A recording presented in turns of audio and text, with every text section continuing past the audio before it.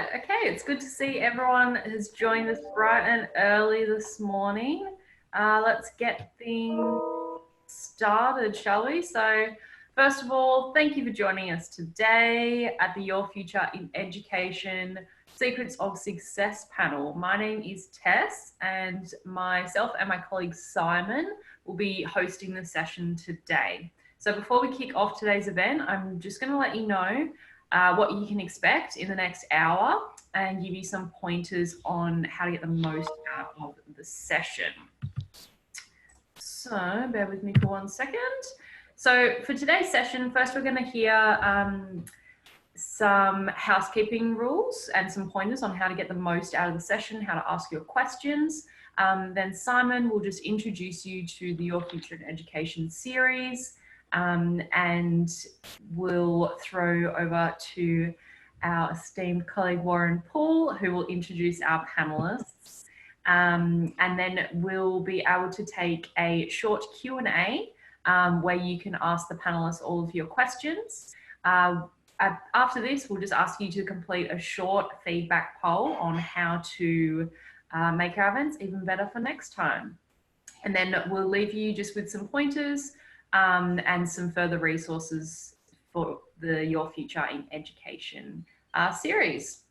So just for today, we ask you that for today's session, we're going to run things a little differently, and we'd like you to turn your video on if you're comfortable. Before we go to our Q&A, we'd like you to keep your microphone muted until we call for you for your questions. So today we'll be using the chat function to facilitate the Q&A. So if you could use the chat function to let us know when you have a question. You can ask a question one of two ways. First, you could just type your question into the chat and ask if myself or Simon could read it aloud for you, or you can use the chat function to indicate that you have a question and that you'd like to ask the panelist yourself. And then Simon and I will call on you when the panelists are ready, and you can ask the panelists your questions directly. So this is why we'd love you to turn your video on for this session, just so it's a bit more not formal, sorry, so it's less formal, and so we're having a conversation and really emulate that Q&A panel session style. So lastly, today's session is being recorded, and the session recording will be available after the event on the Your Future in Education website at the bottom of the page, just under the resources. And lastly, as I mentioned, we're going to be using a short feedback poll at the end of the session, just to get just 3 questions to get your feedback on how we went and how we can make the event better for next time. So I'll pass it on to Simon to kick off our session for today. Thank you so much, Tess. And yes, a very good morning, everyone. For those of you who attended 1 or 2 of the first sessions of this 3-part online series, welcome back. And for those of you who I haven't met before, my name's Simon Jager. I work as a marketing consultant here at UTS Careers. Now, before we get into today's session, and understanding that everyone is in different locations at the moment, we'd just like to acknowledge the traditional owners of country right throughout Australia and recognise their continuing connection to the land, waters and culture.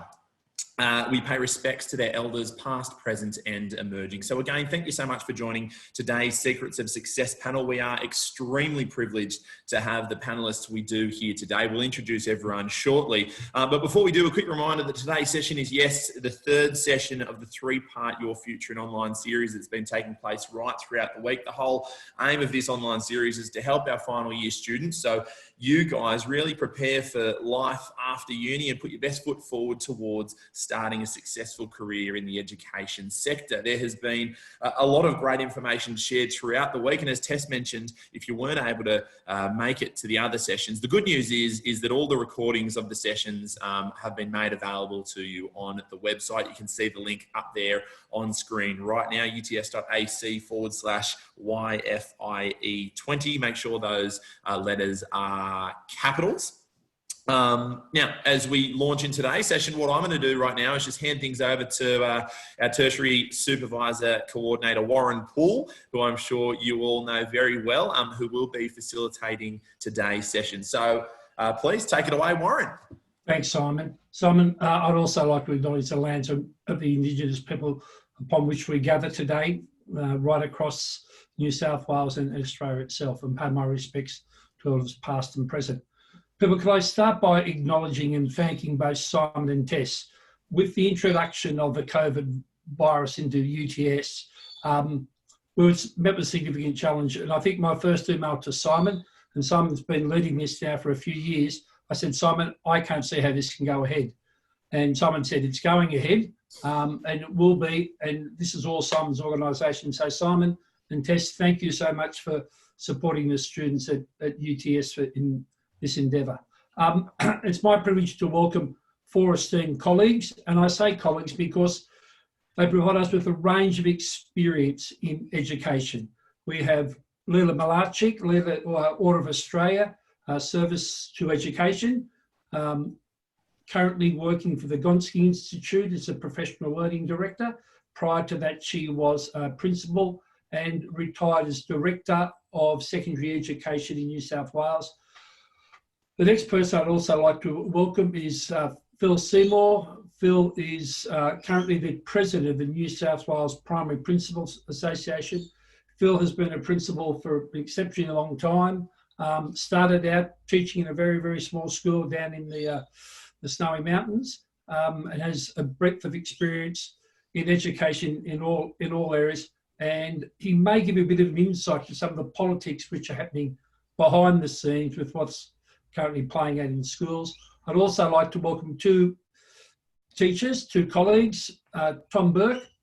Tom recently graduated with first class honours from the University of Technology, Sydney, and is currently working in independent schools. Tom did have plans to go overseas, and actually got overseas, but was sent home because of the coronavirus. So welcome back, Tom. And Sharon Ono. Sharon is also a recent graduate, currently working at Paddington Public School. Both Tom and Sharon were recipients or acknowledged for their outstanding education and teaching by being awarded the Laurie Brady Award last year. So this is our panel that we're currently working. As I said, they bring a range of experience and depth. And I'm actually going to now hand over to Leela, who is just going to give us a brief outline of her experiences in education. So thanks very much, Leela. And thank you for saying brief. I don't normally do brief. Can I just say one thing? Warren, you said that you contacted Simon and said this can't be done. I've actually worked with Warren for decades, and I've never known him to say it can't be done. He's always found a way forward. So I just want to point that out about you. And I'm not your PR agent, but there we'll move on. So to all the students, my first statement is going to be, I cannot imagine having a different career to the one I've had to date so far. It's been the most fulfilling, enriching, rewarding, and yes, many times challenging work life, but it is just one that I have absolutely thrived in and loved being able to contribute to. So Warren said a couple of things. So 38 years now I've been providing education in multiple forums and different settings. That's in paid and voluntary work, and I will emphasise voluntary work because it really is important to give back to your profession. If you include my own education experience, that's 55 years from K to 12, and I know you're thinking she's not a day over 40, how can that be? But it is. 34 of those 38 years I spent in school, principal for 15 years, president of SPC, director of secondary ed, as Warren said. I'm now working in, as the young folk have told me, a portfolio of work, and that includes doing work with UTS, which is fabulous, UNSW, Sydney, state and national education boards, president of New South Wales ACE and deputy president at national level, lots of conferences, lots of professional learning, coaching, mentoring. So as you can see, I just want to keep going, and I think I've still got the energy to do it. It is the best career and the best platform to be contributing to communities and society. I'll leave it at that unless you give me another 10 minutes, Warren. No, okay.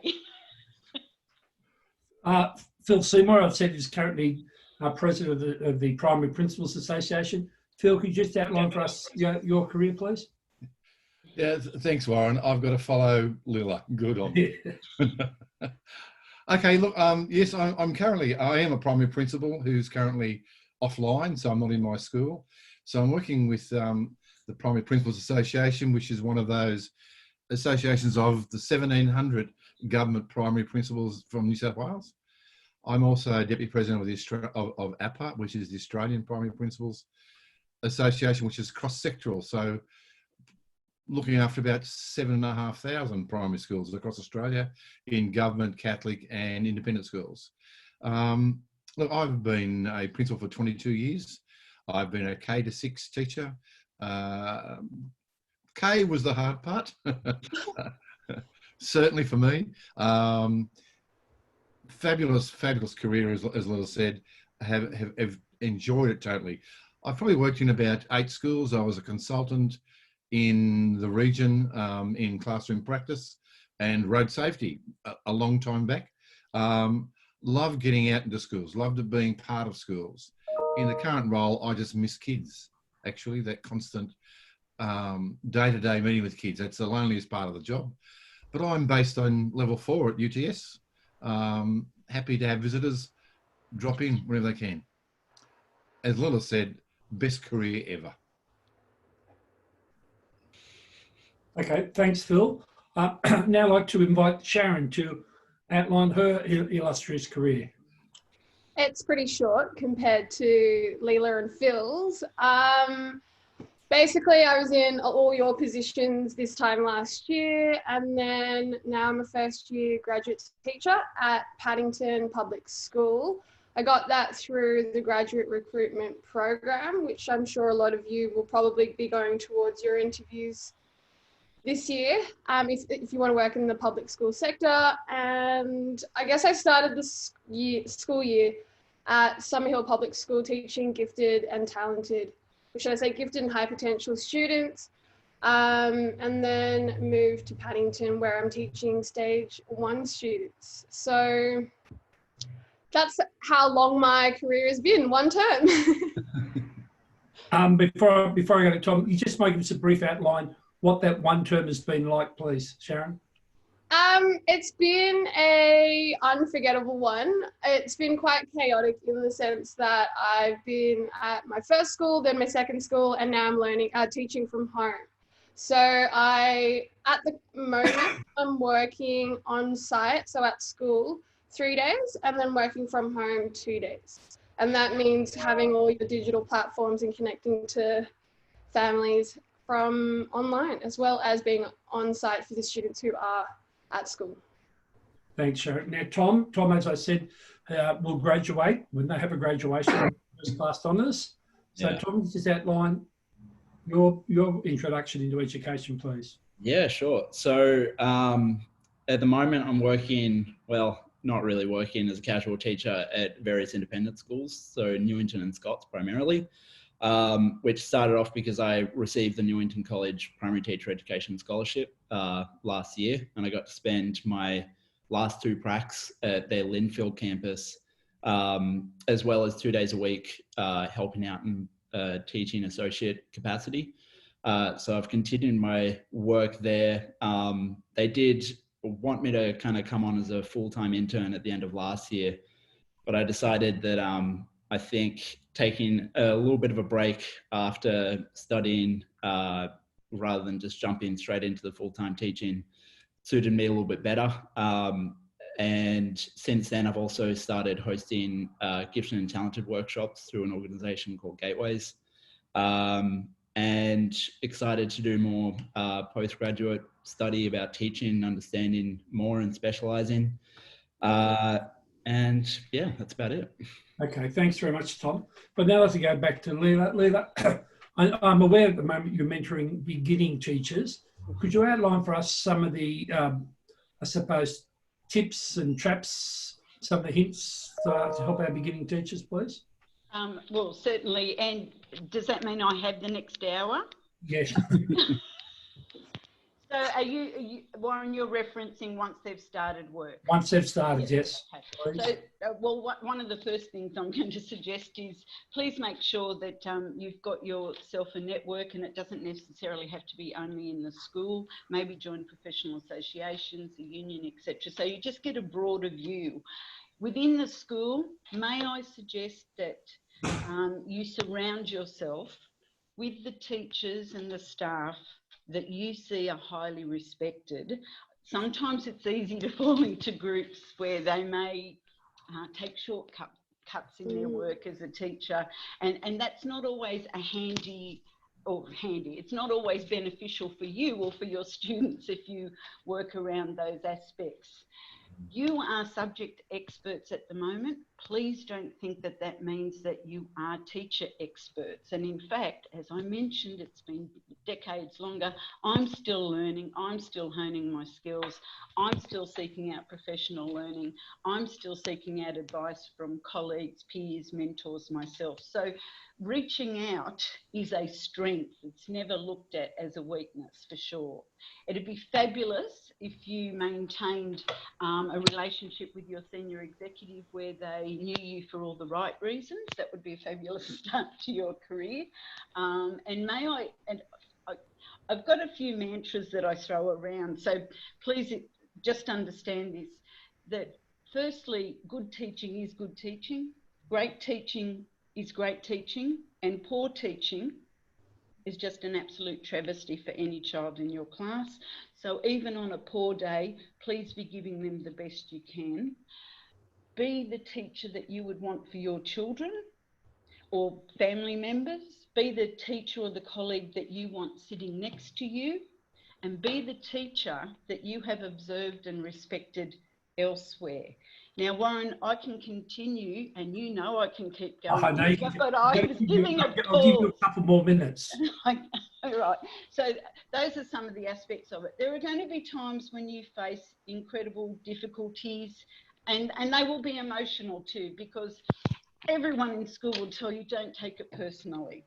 Sometimes it's really difficult to not take some behaviours personally, but it's really not about you. It's about how the child, or it could be another colleague, are feeling. So please take a step back when you're in a situation that's uncomfortable. Don't respond immediately. Do reflect, because usually with a conflict, if it's happening between a child and yourself, you're going to be the only adult in that situation, and that will be really important to do that.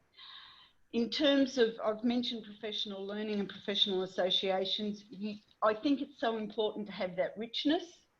And I mentioned earlier about giving back to the profession. You'll be able to give back at a school level and a professional level as well.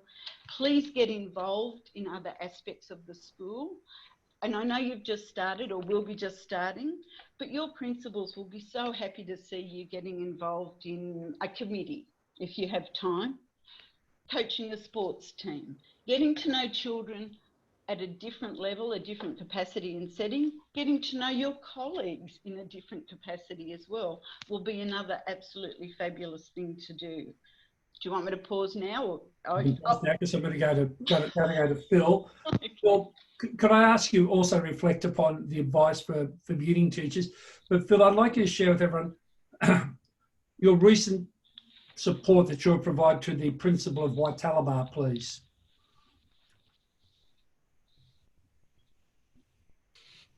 Hey, Phil, you're just on mute there. On mute, Phil. There we go. I thought I was being good.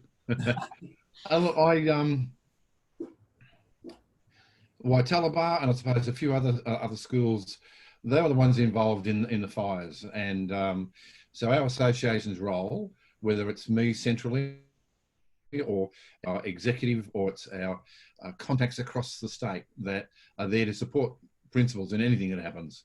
Now, particularly with some place like Waitalabar, we've started an adopt a school session where schools who weren't involved in any of the fires have said we'll adopt that school, and we might do some fundraisers. We might do some activities that will support the school, share some and they'll contact the kids. They'll write to the kids.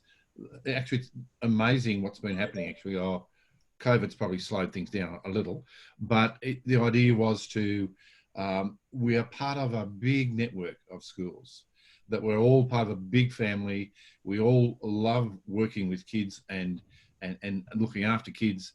And so if you're doing it tough in your patch, you got colleagues around you who will support you in whatever way they were. If I come to Lilla's, just to add to what Lilla's been saying, I'd say when you do start teaching, you are part of a team. Absolutely what she said. It's important. You're never alone. There's the colleague next door that helps you when you think, oh God, I can't do this anymore. This kid's driving me crazy. Can you take this kid for 5 minutes just to give me a break or give them a break? Those things are really important. You're part of a network.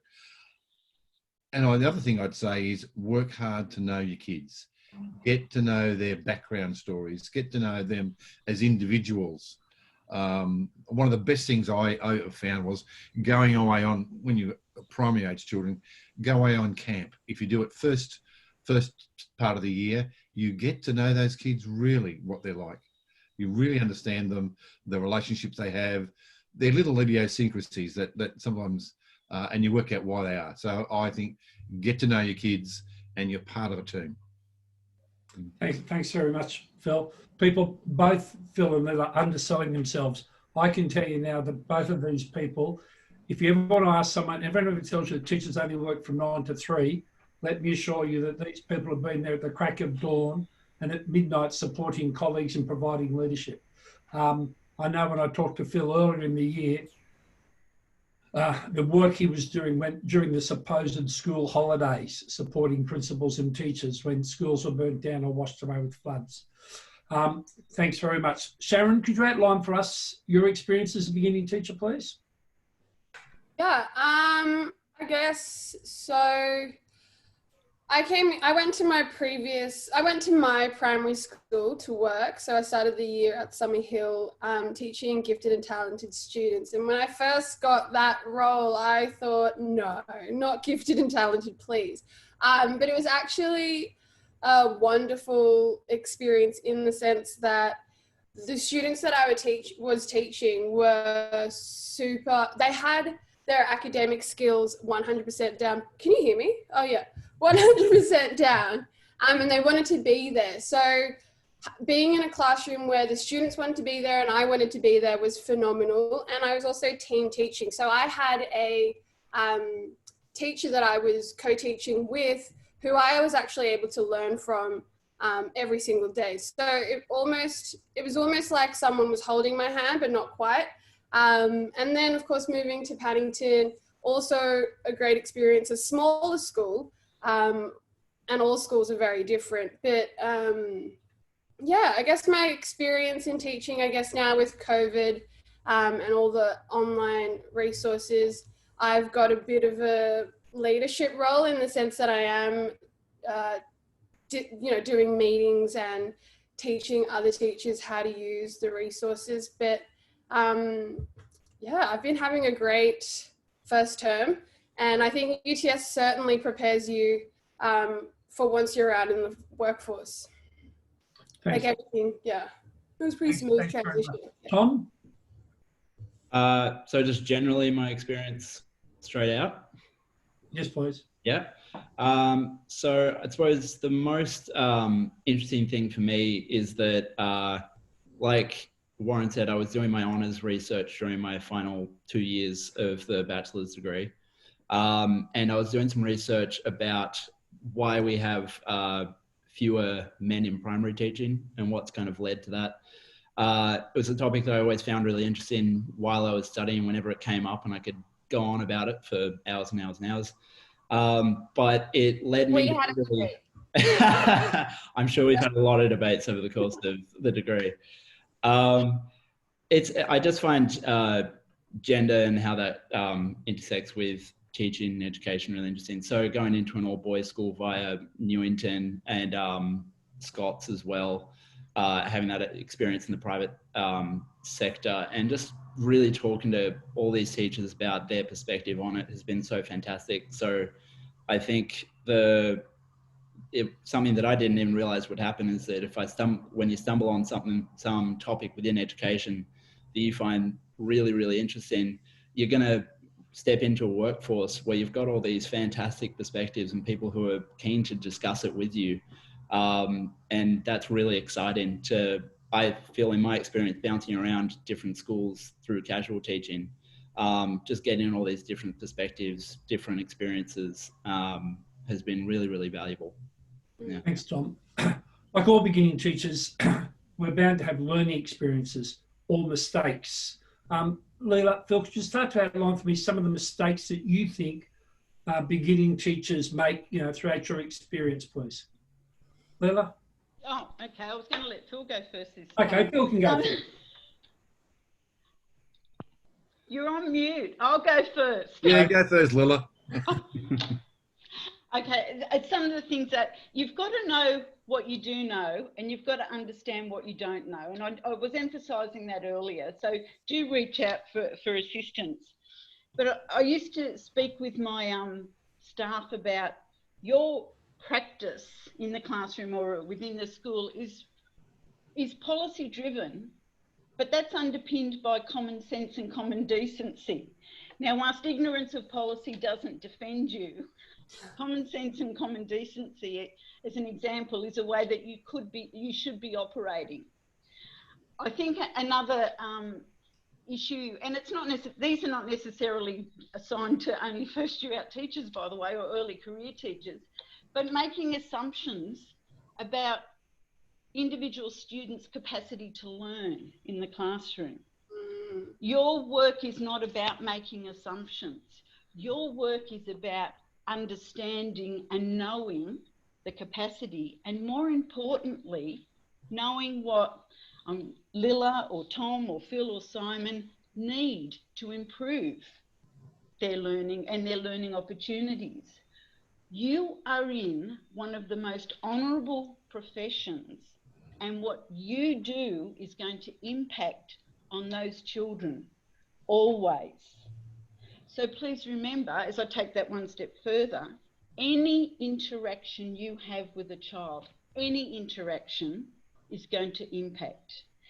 And you know in your own experience that children remember the names of fabulous teachers. They also remember the names of teachers that have wounded them or their peers. And they remember that wounding quite significantly. So I don't want to scare you. I just want to say what a privileged position you're in, because if you have kindness and understanding and compassion, plus your knowledge base, you're going to do a wonderful job. There are going to be many, many students that will test you.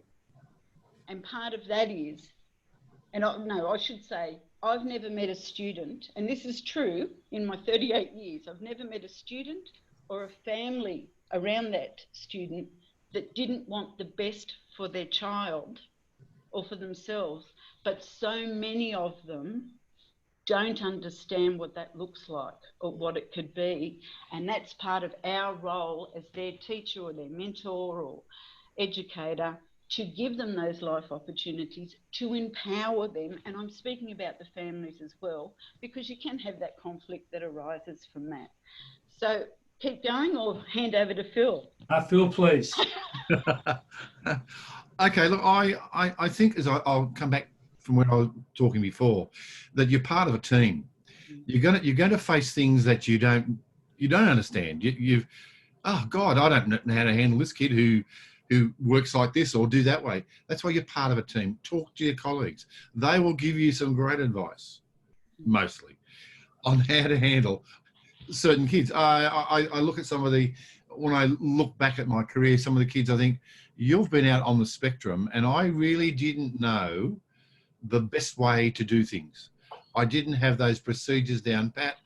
There were things like that. I think, the other thing, so learn from your colleagues, talk to them all the time. They'll give you some support. The other thing I think is, don't jump to conclusions. Kids, they're human. Sometimes they come in, they're grumpy. They've just had a fight at home, an argument or something or other. They haven't done what they're supposed to do. They come to school and they're moody. And if you come in and you bang, get cranky with them straight up, you'll lose them. So just try to take things calmly and try to think, well, this is not usually them. They're not like this normally. I wonder what's gone on. I wonder if I can follow that up with them later on. So just don't assume things, don't jump down their neck early. Take your time. Thanks very much, Phil. Sharon and Tom, I'm going to turn it around a bit Now on to you two. Phil and Lila and myself, we still think we're those young teachers when we first went out keen, fresh-faced and eager. But could you outline for us your experiences in meeting or dealing with the principal or senior executive, please, Tom? Yeah, sure. No, I'll start out. So, yeah, when you're a beginning teacher, it's always really intimidating when you kind of bump into the principal for the first time. It's just the way it is. They might be lovely and they might be super friendly, but it's always a little bit full on. But I think what they said, if you go in with that perspective of trying to benefit from other people's skills and experiences, and you're just asking questions and you're doing the best that you can. I have been very lucky to have only come across principals who appreciate that, and leadership who appreciate that I'm here to keep learning and learn across the whole career of being a teacher. So whatever I can gain from them and offer in terms of support, I'm very ready to do. And that's always worked for me. Yeah. And I think with the whole idea of being a part of a team, of course you're the beginner teacher in the team, but it's also knowing that within a team, everyone has their own roles. So instead of, so I think the sooner you learn what your role is for the team, the easier you will find that you belong in that sense.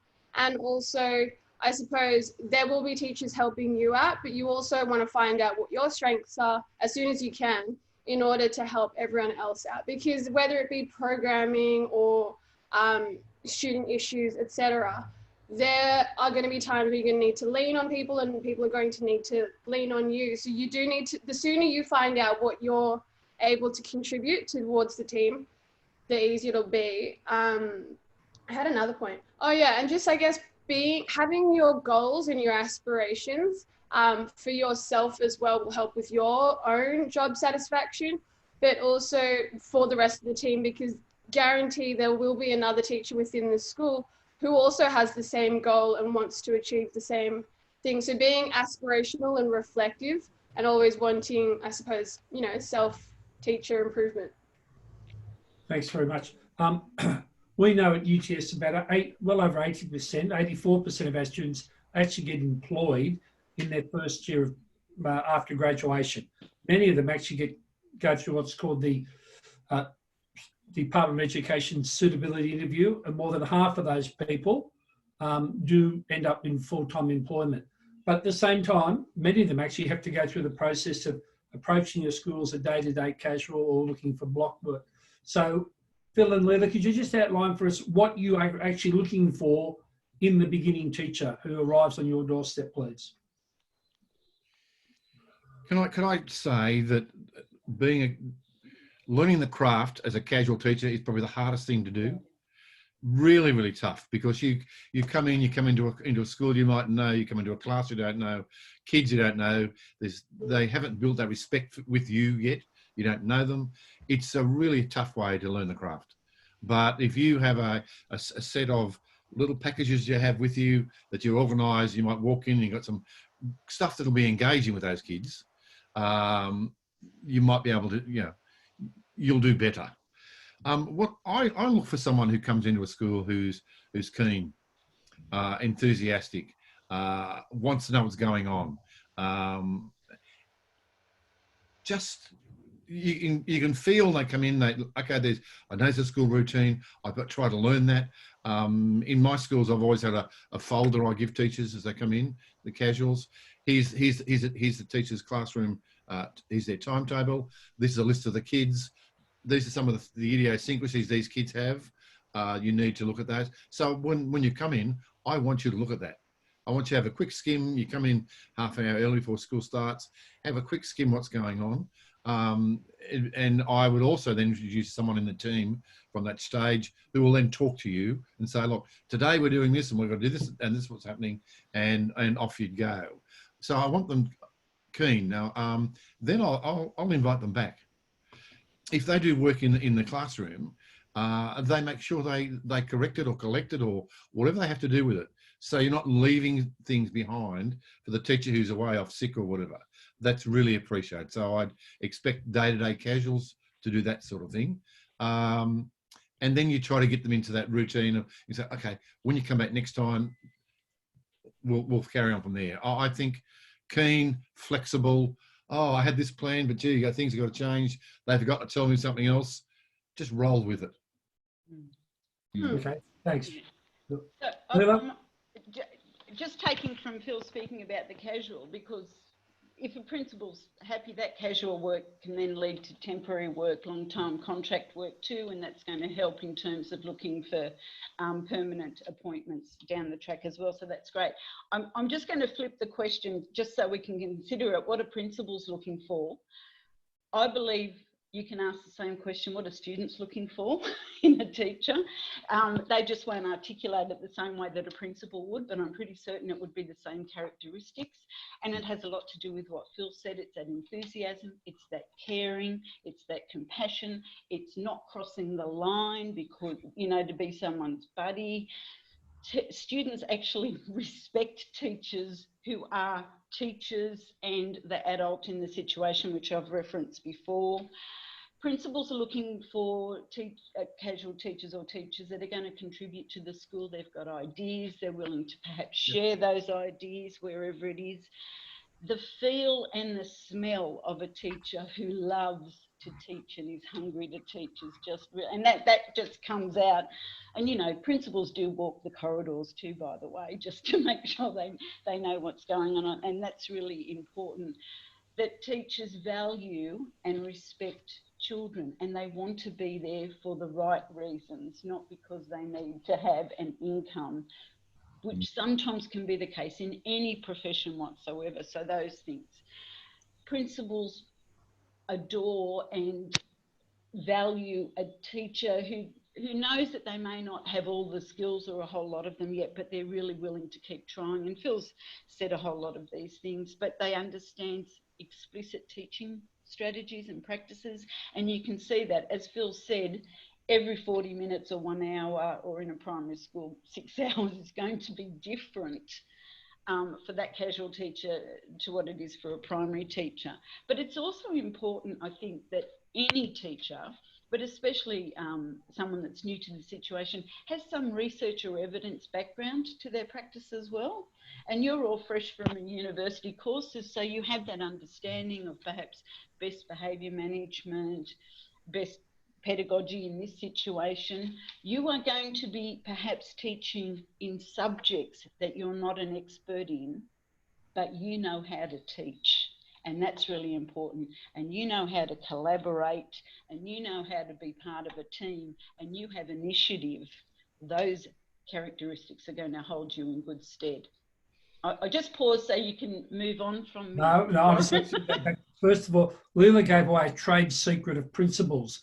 And that trade secret of principles is principals are just wandering. They're always wandering for a reason, right? And for the moment you arrive at a school, right, when you go out on your internship, you are being interviewed.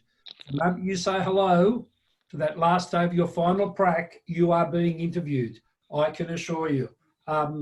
And I know that both Sharon and Tom have heard that speech before, but yes, it's one of the joys of being a principal. You actually get to see some amazing young teachers, and you think, Joe, I wish my own children were in that class. Yeah. And that's what I suppose the bottom line in the whole thing to me is seeing just amazing young teachers. I'm just going to throw over now to Sharon and to Tom.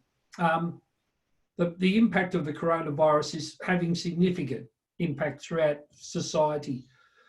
In terms of your teaching, how are you managing that? Because I think what's really comes through from Phil and Leila and myself is that connection with the team, the colleagues, the students.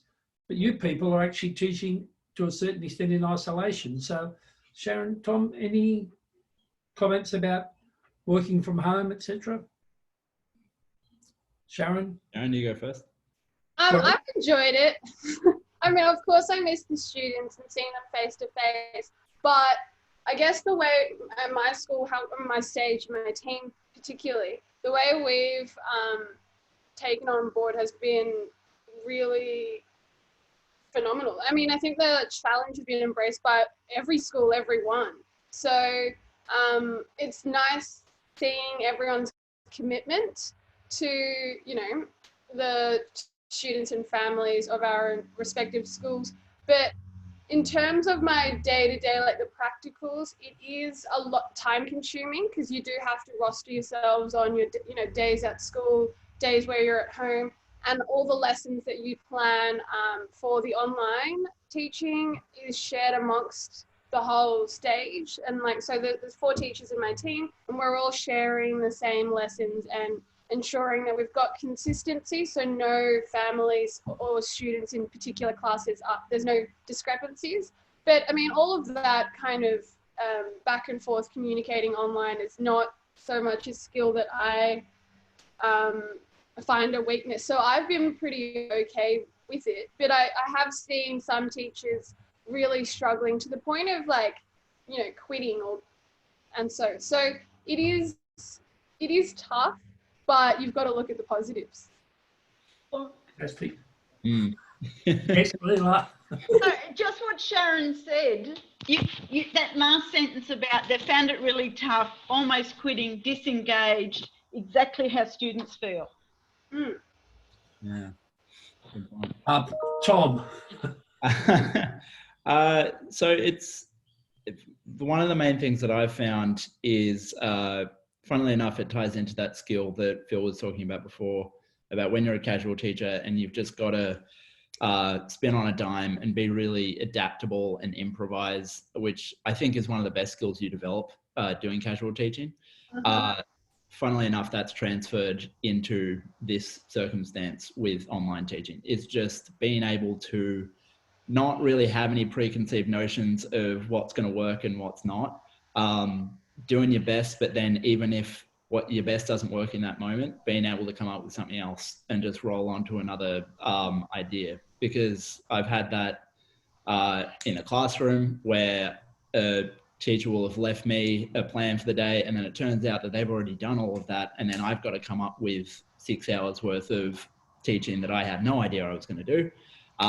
Or I've been in Zoom classes where the whole thing was based around them being able to access a Google Doc, and suddenly that doesn't work, or they're on an iPad and they can't do that, or whatever else, and then I've got to spin on a dime and come up with something else again. I never realized how much teaching was like being an improv comedian. Warren never told me that. I did work there on that day. I must have skipped it. No, in fact, it was something that was told to me by a bunch of fantastic teachers and academics at UTS. And it's something that I would make sure everybody is at least confident in when they're leaving uni, because it'll come up again and again. Sharon. Yes, no, just a tip, if you do want to do casual teaching, something that I found useful was, if you're familiar with like Google Slides or Google Docs or something, have a presentation with questions on it that you can pose to students, have like your younger primary and your older primary, or whatever stage or age that your students are, just so that you can flip between, if one day you're going, you know, half day you might be kindergarten, the other half day you might be year 6. So having slides with questions that you can use for oral, verbal, whatever, drama, etc., is pretty useful. Thanks, Sharon. I'm going to throw back to Phil now before, sorry, not to Phil, back to Simon, just so Leela and Sharon don't take over the whole show. Thank you, Warren. We've started a whole bunch of questions coming through. Questions come through on the chat, and so we thought we'd now move to the Q&A component of this session. And I'll call on Charlotte first. You've got a question, Charlotte. Just remember, guys, if we do call you to ask a question, remember to take yourself off mute. So, Charlotte, what was your question?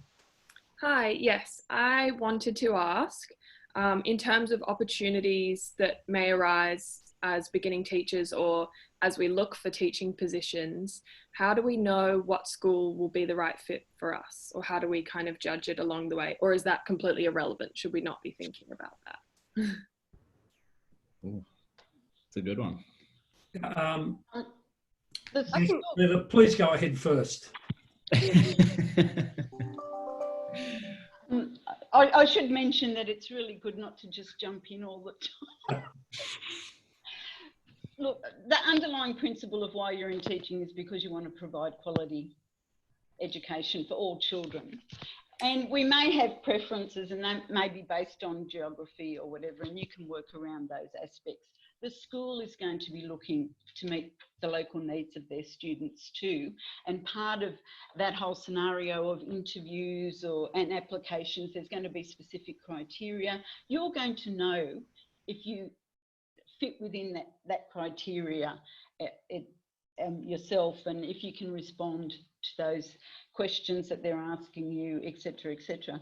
But, you know, part of the opportunities are that you also look into what the school is about before you submit an application. I mean, that's part of all the research and the work that you've been doing, is that you do seek out, is this a school that I will feel fulfilling, or that they are the opportunities I'm looking for at the moment. But I do want to go back to my first statement. We're here for all children in all schools across whatever sector you choose to go into. And, you know, Phil and I have made, and Warren have made particular choices about that too, just for different principles that we hold. But you will know what fits for you, and you will know what doesn't fit for you, the same as the principal and the panel that are looking for someone to meet their student needs and their community needs will see that as well. I can go into a lot more detail, but Warren's looking at me, so Phil? I want to throw to Phil, please. Yeah, look, I reflect the days when I was a consultant, because when I came out, we were on a bond, so I got a job straight up. But I'd walk into a school and I'd go, oh, I don't like the vibe. You feel it's cold, or other ones so welcoming. They're just amazing. It just stands out when you walk into a place. And sometimes you think, I really wouldn't want to like to work here. But if you go applying for a job, I think, Charlotte, you would do some research on the school, try to find out a bit more what the school's like, what they're doing. They might be a school that focuses on you know, the old, we used to call disadvantaged schools, from the lower socio-economic communities. You might find that's the sort of kids you want to work with, kids who are doing it tough, and you've got a passion to help them get out of where they are. So that might be something you really want to do. Or you might say, listen, this school offers music and I have a music strength. I want to go with that. I want to be there and help that. So I think the research onto the school about what it's about, but then, and you'll find your feet, you'll say, yeah, I'd rather a school that is a school that has a flexible timetable that does, or a school you might say, look, I really like a structured school that's organised. You'll find that out as you go, but I would certainly do your research before you get there. Some places you'll fit in just beautifully, just think, this is me. I found my little niche in a school. I'm happy. We all talk. We're a school of talkers. We're a school that works together, and you'd be right. But you've got to, I think, after a few experiences in different schools, you'll find out what you like. Then when you want to apply for a school, you say, that's the sort of school I want to go to. Okay. I'm going to actually, you want to make a comment, Tom? Oh, just quickly. I think all those are fantastic points. What I would say is that, you know, the kids in the school are going to change and the focus of the school is going to change. But what I always found makes the school work really well is the communication between the staff. If you notice that the staff aren't collaborating or communicating properly, or if they have issues with that, that's going to be probably the toughest thing further down the track. So always making sure that people are able to share their ideas and, you know, work with each other really well is the most important thing, I would say. And no doubt, Sharon, you would like to make a comment. Yeah. No, just volunteer or casual teach at various schools. Don't put your eggs in one basket. I know I didn't. And all the schools that, because after my internship, I just worked every day casually at 4 various schools, and they were all so completely different. And you find that in your first impressions changed. So yeah, and everyone else's points. Thank you. Simon. Great. All right. So the next question, this one's specifically to Sharon and Tom, and I believe Jess, you're going to ask this question. Just remember to take yourself off mute, Jess Hollingsworth. Yeah, hello. I suppose this has been addressed already in terms of what principals are looking for, but I was just hoping to get any advice you guys might have for preparing for your first job interview with the school or with the principal.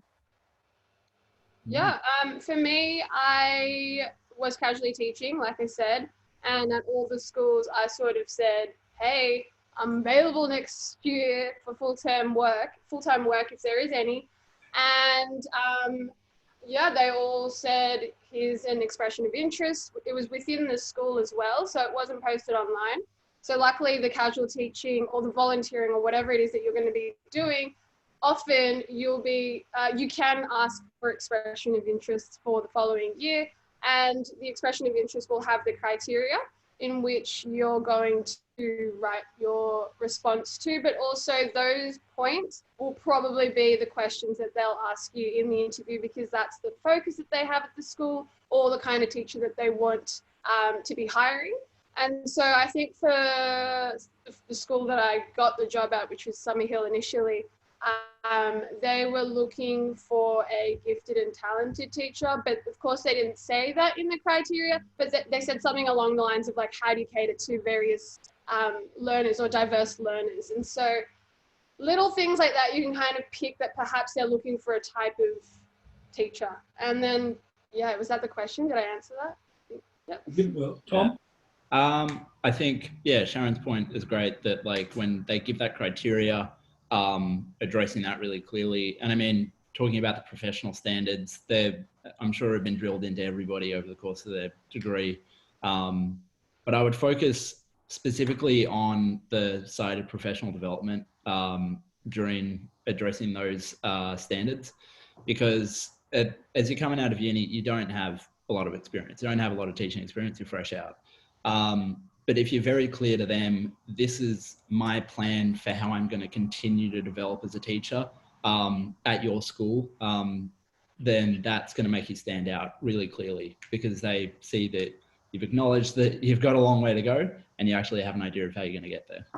Yes. I don't know if you care about formatting, but I did. So with my resume, I had bullet points of evidence where I am demonstrating it, because I don't know how long principals look at resumes, but if they had a pile, I'd want mine to be, you know, flashy in their eyes. So I had evidence rather than, yeah, I don't know. Yeah. Can I add to that? No.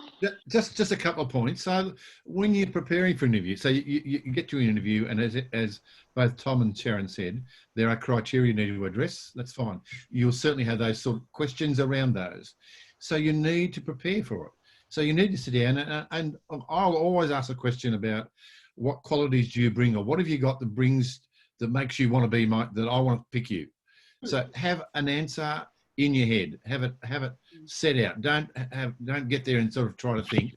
Have it beforehand. I'd also think of having a very punchy end of it. At the end of the interview, you want to leave them punching between the eyes and say, "You want me because," and you'll have the points from the questions, what they want, what the criteria are. Because I bring this. This is what I've done. This is what I want to do. And as Tom says, I want to. This is what I'll bring to your school to do. I think you'd also, you know, in your head, in preparation, sit down, do a mind map, work out some points that you might use to answer in a question. Not try to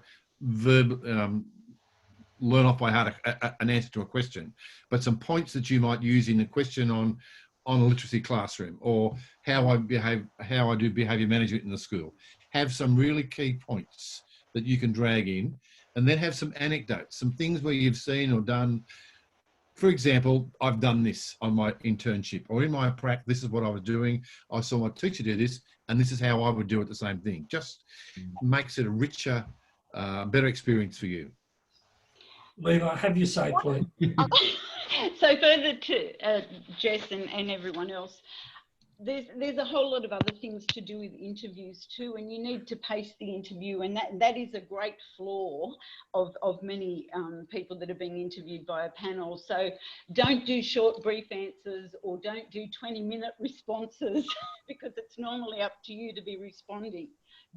When you are responding, do a balance between, as Phil was saying, what you have done or what you have seen, but really make it about the students. That's what you're there for. So if you can just take that along, everyone's already said you can anticipate most of the questions, so that's a great thing.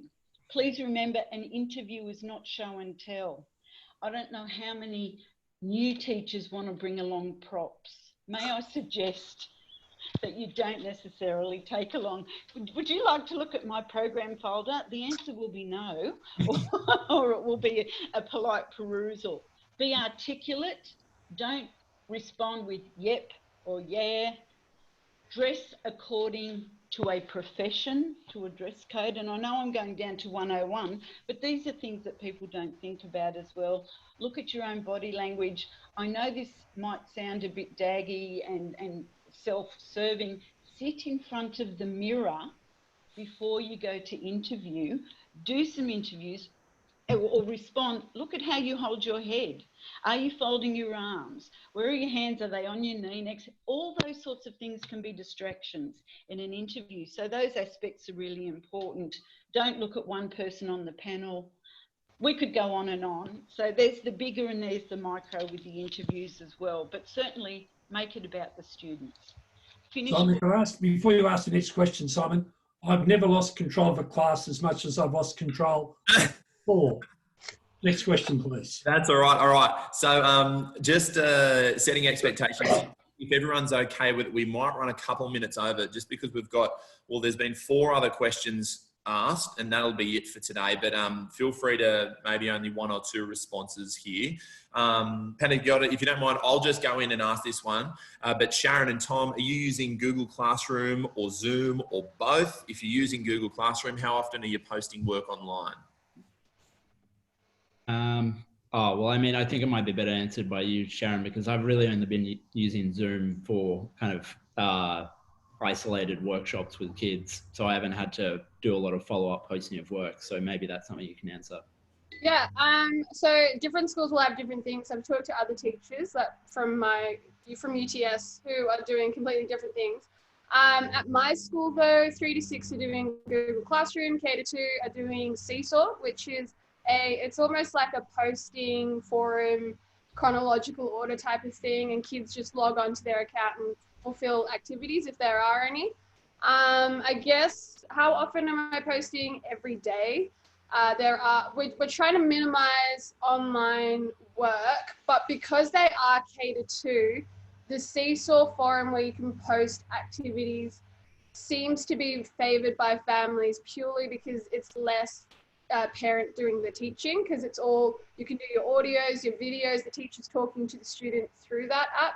But I don't know, we do need to receive feedback from families and see what our school in particular wants from the online classrooms. But one thing I realized is, one thing our school realized is that we don't know how to use assessment at the moment with online teaching, purely because it feels like you're rewarding the families or the parents, if that makes any sense, particularly with the younger years, because they do have parents needing them to assist the students to achieve a lot of the work, even if it's something as simple as, you know, writing. That in the classroom, you don't realize how often you prompt younger students in a way, which they don't have when they're at home. So it is hard to do all the assessment and what have you, but we'll figure it out, I'm sure. Right, thank you so much. The next question was from Keith, and the question is, are there any suggested ways to seek out volunteering work?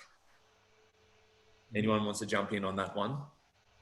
Look, I'd suggest if you've been at prac at a school that you go back and volunteer there. That's really a good way to start. Other than that, the school you live down the road from, might drop in and see them. I think that's probably simple. Yeah, I would agree with Phil. Make contact with any school that you're wanting to do voluntary work in. It's a great thing to do. Right. Yeah. Right. All right. And Megan's question was, would you suggest we apply for casual work at a school before applying for temporary or permanent position? Yes. I mean, obviously from what I've said today, I'm a big fan of people doing casual work before they go in for temporary or permanent. It's a little bit of a not controversial opinion, but just with the data about teacher attrition within the first few years and how often teachers get overloaded with full-time work if they go straight into it. I think it's a great idea to give yourself a bit of an ease into it in the similar way that nursing offers new grad internships where they don't have the full workload and they have a mentor and stuff. Try and emulate that as much as possible. Some people can do it, and I have people, Sharon and I have people from our degree who have gone into really rural, intense schools, their own class, and they're loving it and they're nailing it, and that's fine for them. But you've just got to know how you feel about what you want to do in the next few years, whether you need it to be more of a transition. Thank you. No worries. All right, last question. No, I think Liliana really wanted to say something about that. And I'm just going to talk about the other considerations about that too. If you wait to apply for jobs, you may be missing out on some incredible opportunities too, because, you know, there are lists for appointments, there are merit selection for appointments. You don't necessarily want to be in that case. You know, 40 years ago, whatever it was, I did 18 months of casual and temp. It was fabulous, but my desire was to get to my first home and be involved in that, to get to understand the community and the students. That's just another consideration. Finished, Warren. Can I say, sorry, Simon. Thanks, Phil. Could I say, it gives you the principal opportunity to know what you like. So if you go and do some casual work, then when temp jobs come up, they'll put an EOI out and they'll say, oh, I know them because I've seen them. I've seen them do this, blah, blah, blah. It gives them an opportunity to know who you are. Just adds to the experience for you to do it. Yeah. And final question that we had come through on the chat was from Sendesh. Just asked the question, I'd like to know if agencies are a good idea to get casual work. If yes, which ones are good in New South Wales? I don't know, but all I know is that the graduate recruitment program, if you can nail that interview, you put yourself at a bit of an ease in terms of securing work. So we already know, but it's like, just, yeah, do that, I'd suggest, but I don't know anything about agencies. I've never heard of that actually. So in my experience, the only agency I've been working with, because I already had that experience in independent schools through Newington, was one called WeTeach that caters just to the independent schools in Sydney. They've been fantastic. It's quite a small one, but the people who run that have been really great. I've talked to people who've just used the ClassCover app, and that's worked really well for them. It's a good option if you're happy to kind of make your own connections to schools. I couldn't give specific names of agencies that already have their own network set up, aside from the ones that I've used. But I'd say it's a good idea if you don't have those communications and networks set up with teachers already or principals. Yeah. Bill or Leela? I haven't used it. No experience, sorry. Yeah. I was going to say, I always think that if you're in the profession, go through the particular processes that are already available to you. And we spoke about casual temps, graduate recruitment programs, interviews, merit selection, et cetera, et cetera. For me, having a third party doesn't necessarily seem like the first position that you would take. Yeah. Fair. Okay, before we finish, and I'll ask all of our panelists just at the end to just final thoughts about teaching. Simon, is there anything else, any requirements, tests we have to do? At the end, we'll just run through a few things for the students, but I think that's a great way to finish off the session. Yep, so final thoughts, please, panel, just advice to our graduating group. You go. No. No, excuse me. That was a setup. That was paper for all of you, right? Because I was just waiting for you all to jump in at once. Mm. You walked into it. Thank you. Control has been re-established. Tom. All right. I would just say enjoy it. You know, they're the best teachers are the ones who get up there, and they really like being in front of kids and seeing their faces light up when they are doing something that's fun or they get an idea. It's like Sharon said, it's one of the hardest things about doing this from home at the moment, is not being there in the room for that experience. But yeah, just maintain that and everything else will be fine. Yeah. Mine would be keep learning, never stop learning, keep learning with the kids, and remember your work-life balance as well. I mean, teaching is great, but also you can't be the best teacher if you're not on it. Mm. Well, I think that just about wraps everything up. Come on, hurry up, you other two. Okay, I just want to reiterate, be the teacher and the colleague that you want for your child or to be sitting next to. That's really important. Something I haven't said is please be aware of your entitlements as first year out teachers, but don't behave entitled. So that's a really fine line to go. Remember to be inspirational and aspirational, be advocates for your students' learning and their life opportunities. And I'm going to finish where I started. Go forth. You are in the best career. You will love it. Forget those small days where it's not going to be fabulous, because the entire career will be so rewarding, so enriching. Have a great time. Mm. Oh, how do I add to that? I suppose be positive, be flexible, enjoy. Can I thank our four colleagues? They have been outstanding. First of all, the generosity of time that they've given to us, but also their expertise and knowledge, and just the pure passion that they have for being teachers. So, Simon, I'd like to hand back over to you, and my sincere thanks for all of you people. Yeah, I'll just reiterate that as well. And to you too, Warren, I think you mentioned the word passion, and I haven't met many much more passionate people than yourself when it comes to the education profession. So really, really appreciate it yourself. Leela, Phil, Sharon and Tom, thank you so much for your time. I know everyone sitting at home would be there, and if we were in the one room, would go for a massive round of applause, but thank you so much. Right now, as we wrap up the session, Tess is just going to share her screen, and we'll just quickly ask you to fill out a quick feedback poll on this on this Zoom chat. So you're not going to share your screen, are you? I think it's just the poll will come up.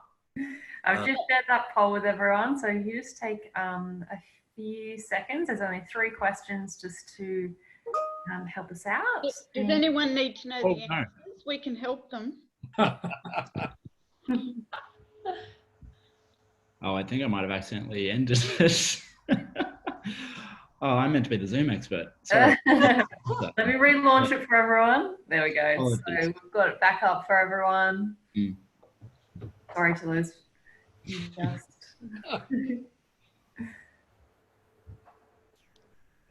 Thanks for filling this out for us. Right. Now, as people are filling it out, we'll just remind you, so as a part of the Your Future in Education online series, on the website, we've created a whole bunch of resources that will be helpful for you. So please make sure you go onto that website and check out everything that's on there.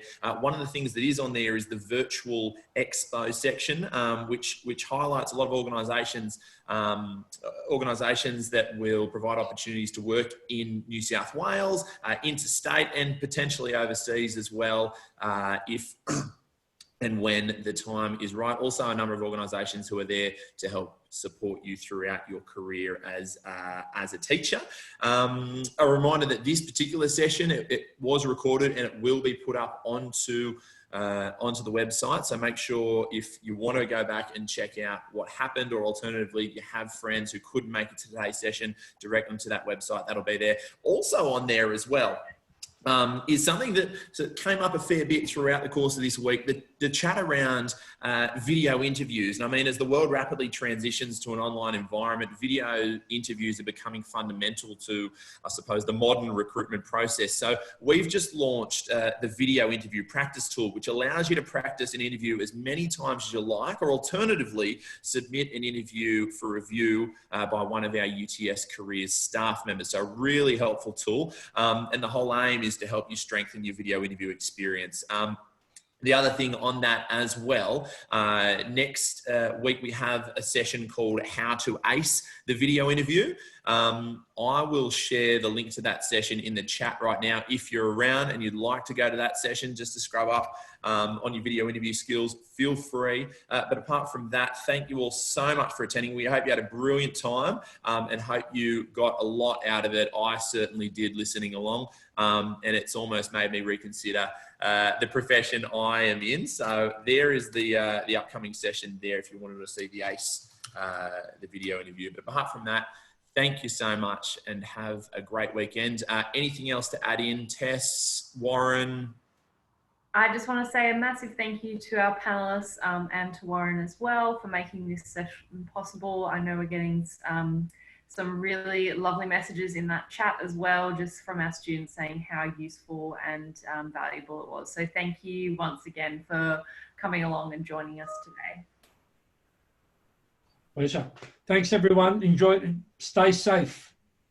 All right. Thank you, guys. See you next time. Thank you, everyone. Thank you very much. Lauren. Thank you.